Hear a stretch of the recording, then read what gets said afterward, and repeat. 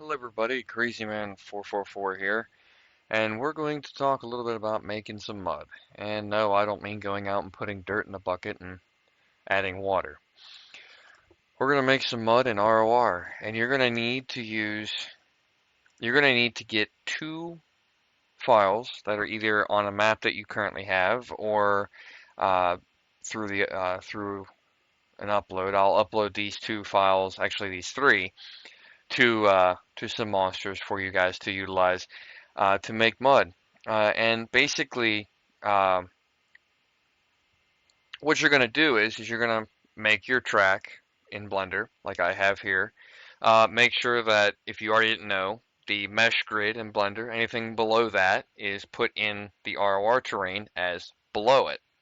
So as you see here, my mud pits are sunk in below that mesh, and that allows them to be driven into if you make the mud. Because as of now, without them done, you'll just drive into them and you'll hit the ROR terrain and you won't go any further. You'll just drive on top of the pit. So with that said, I want to move that so I don't X out of something. With that said, you're going to need to come in here with your ground models file and you're going to open them up in here, Notepad++ or Notepad. And you're going to want to basically read through and understand this. Basically, in this particular file, this is what you have on the track. Or this is what your ground models are. Grass, dirt, mud. Now, this is not the default ones that you find in the config of ROR in your documents. This is one specific to the track that you're going to be on. And basically, you're going to choose one of these.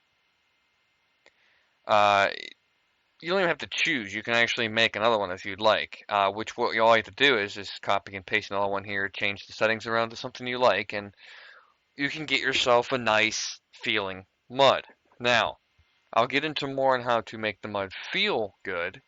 First of all, you're going to want to also get familiar with the land use file. Now, the land use CFG, or config file, basically is what it defines what is mud.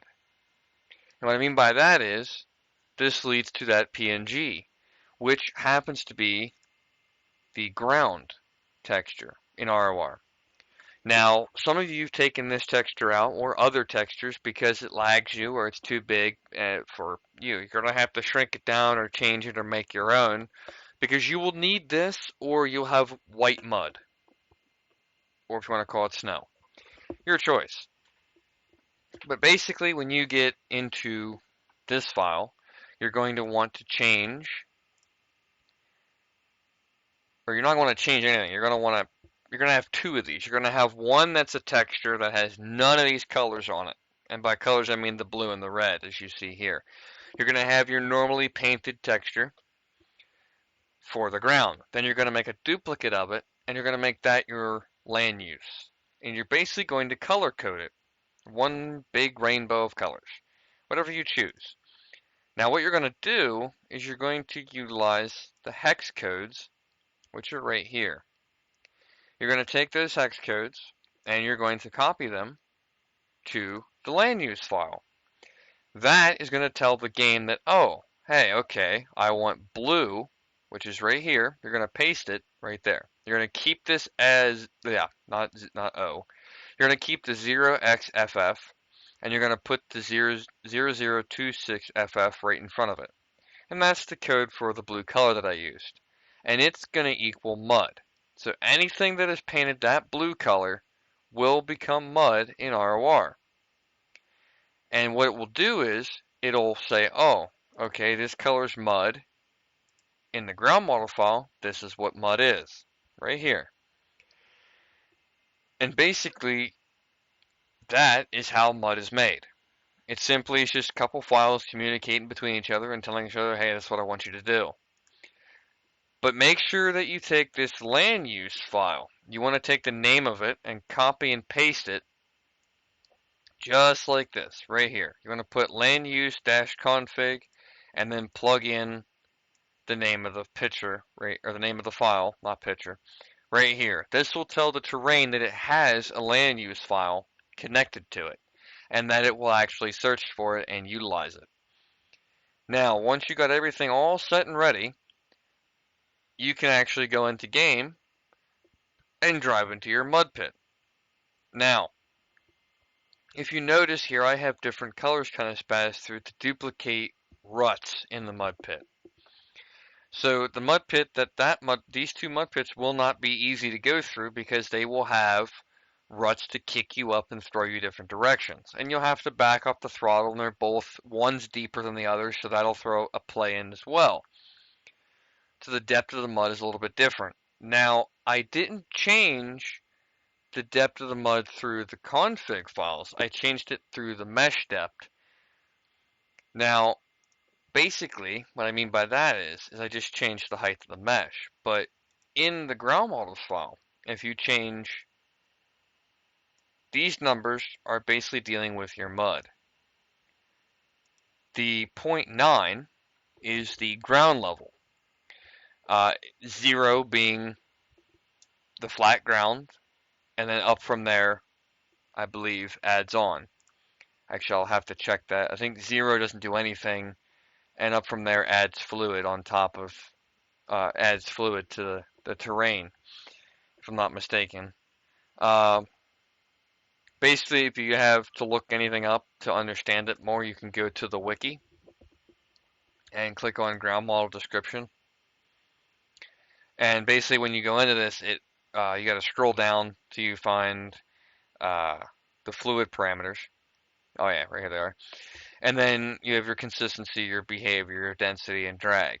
And basically, it'll tell you what you can do with each one, and what you can put the numbers at, where you can and can't go. And that'll give you your set deal, pretty much, for making mud. And you're going to just play with the numbers and come up with something you like, and whatnot. And that will kind of create your mud feel. And you can have watery mud, you can have really thick mud that as soon as you hit it, you come to a grinding halt and you can't go through it. So it would basically, how fast can you hit it and drive it as far as you can and hope it goes far enough. And then you can have mud where it's like just hydroplaning and you don't get stuck in it at all. And there's no resistance to it.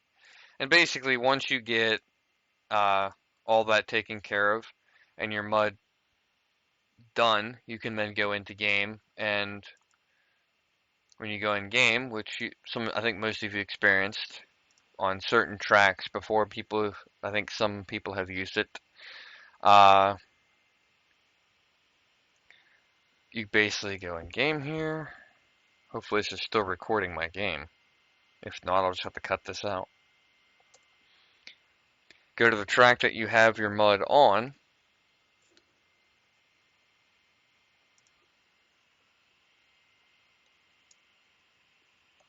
We're going to use one of the mud trucks I already have.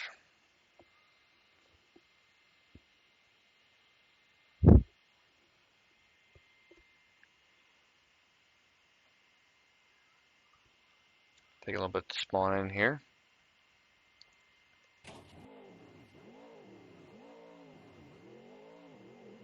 And once you get over here to your mud pit, you're going to go ahead and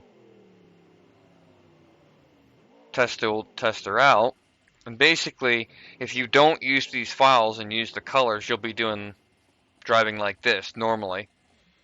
When you use the files and denote what's mud by the blue color, which obviously you notice doesn't show up because the blue doesn't deal with anything but the mud pit, the normal ground color shows up. So once you get here, you can then just floor it right into your mud pit. And if you noticed, there was some bouncing around from me there because of what I put in there to make it do that.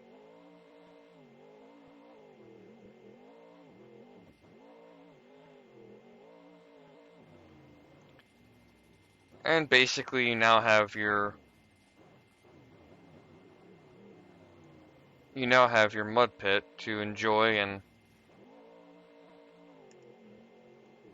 go mudding on.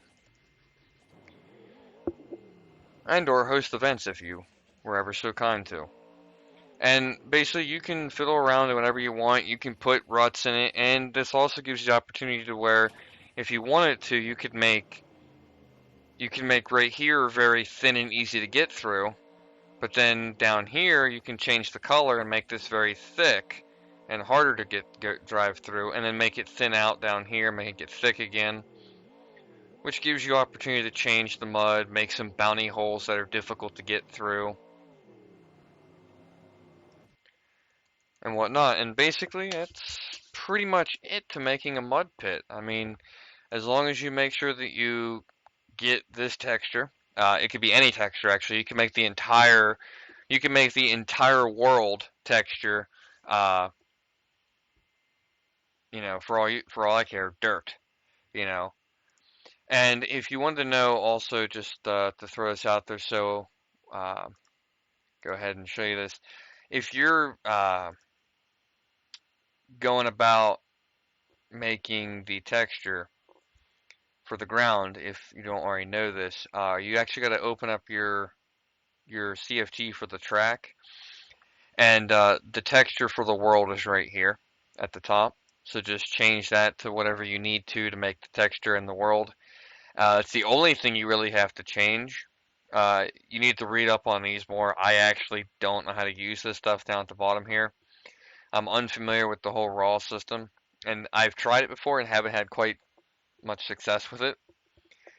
Um, but basically, just change this PNG to whatever you would like it to be and plug it into game, and it will give you the terrain in which you drive on. And uh, you'll have that, and then you can put your mesh on top of it, dropping the mud pits down, and that'll give you a mud pit to drive through. Uh, like I said, your hexadecimal code, just to refresh, is right down here at the bottom in Photoshop. I don't know where they put them in GIMP and Paint.net.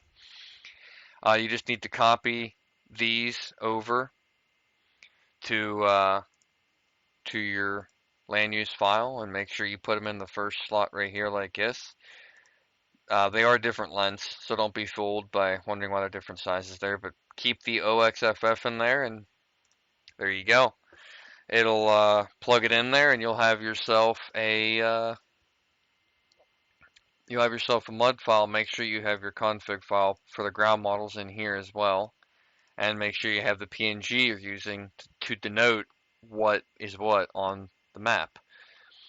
And make sure that your terrain map that you're using, your texture, is the same size as your make sure they're the same size, or else if you put a mark saying, "Oh, my mud pit's here," but then you have a 512 by 512 ground models, and you have a 1024 by 1024 uh, texture for your ground, you're probably going to have a slight difference in where the mud pit actually is, or you'll be fooled by where you put it because the texture will be larger. I believe it does change its position and how it appears.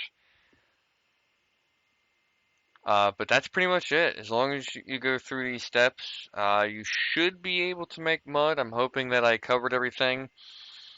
I don't think I left anything out. If I did, just go to the wiki, or if I'm ever around the site, just shoot me a message and ask me. I'll make sure to respond to those. I know I don't respond to much on the site, but just shoot me a message on the site if or whatnot, and if I have to, I'll shoot you my aim, and we'll work things out and get you creating mud for ROR. And the more people that know this, the more mud tracks we can get made. So I'm gonna go ahead and sign off here, and thanks for watching. Happy mud making.